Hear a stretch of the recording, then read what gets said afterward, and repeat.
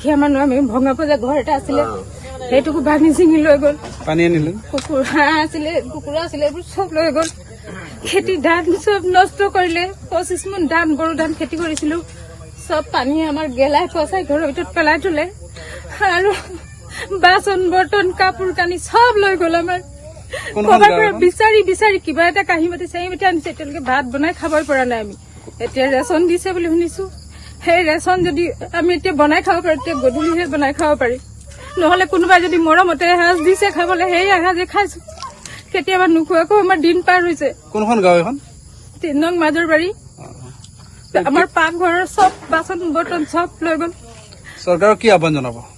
মই চৰকাৰৰ ওচৰত এইটো আহ্বান জনাও যে আমাক ঘৰটো অকমান যাতে সুবিধা কৰি দিয়ে। আৰু আমাৰ ইমানখিনি ধান গেলি গ'ল আমি এতিয়া কি কৰি খাম? আমাৰ খোৱা বোৱাৰো কষ্ট হ'ব। যাতে আমাক কিবা এটা সাহায্য দিয়ে চৰকাৰে।